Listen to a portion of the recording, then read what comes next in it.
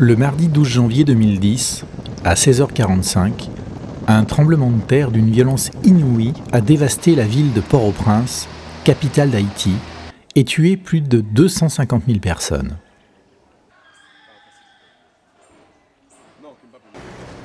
Un an après ce traumatisme, le pays est encore en état de choc. Les familles sont décimées. De nombreux orphelins vivent au jour le jour.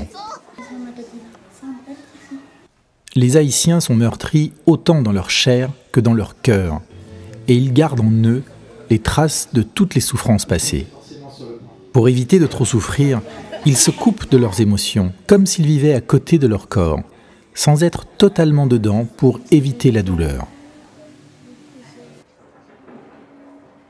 En mars 2011, j'ai répondu à la demande de l'association Énergie Psy Sans Frontières pour intervenir bénévolement en Haïti et former sur place des volontaires à l'EFT, ce qui signifie en français « technique de libération émotionnelle », une méthode thérapeutique particulièrement efficace pour traiter le syndrome de stress post-traumatique dont souffrent les victimes de chocs violents, physiques ou psychologiques. J'ai vécu un événement qui était un peu malheureux pour moi, jusqu'à présent c'est malheureux, mais qu'avec cette séance de formation, je trouve l'importance et la façon de pouvoir faire un détachement de cet événement-là. Durant une semaine, j'ai enseigné l'EFT à près de 300 personnes et nous avons réalisé, avec Claudie Caufour, présidente de l'association, de nombreuses consultations en face à face.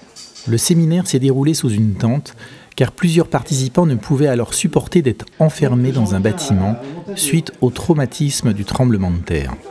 Nous avons réalisé également une évaluation psychologique selon une méthode validée, dite PCLS, qui montre l'intérêt de cette technique pour la population haïtienne.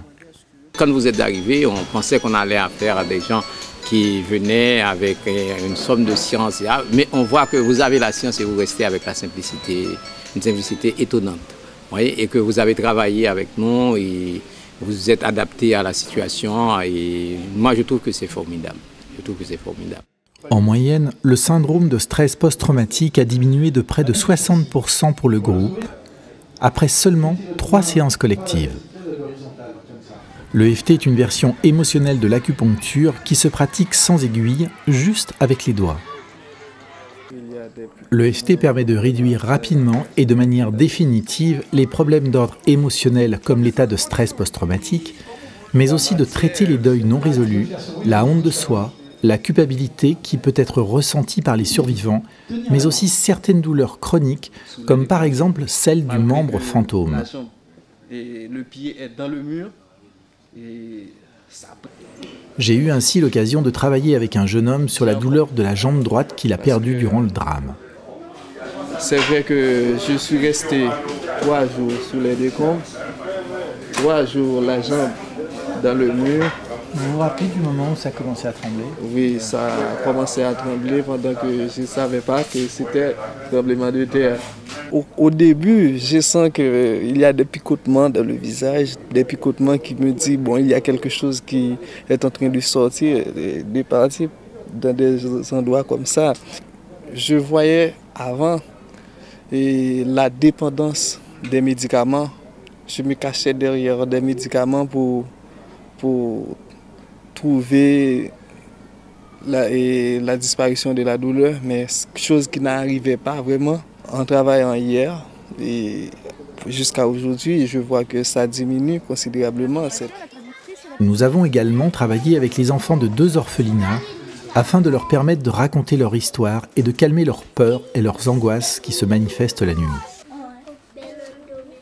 Les personnes en charge de ces enfants depuis une année ont été surprises de voir certains enfants se réassocier sous leurs yeux, renouer avec leurs émotions, pleurer, puis retrouver le calme. Ainsi, suite à une séance d'EFT, une petite fille de 10 ans qui ne parlait plus depuis 1 an nous a raconté son histoire pour la première fois, en nous expliquant que sa maman a été ensevelie devant ses yeux sous les décombres d'un immeuble qui s'est écroulé sur elle. Nous avons profité de l'aide d'un ours en peluche pour créer le lien avec les enfants et faciliter ainsi leur expression orale. Nous avons créé une comptine en créole haïtien pour qu'ils puissent chaque soir faire tous ensemble une séance d'EFT en s'amusant.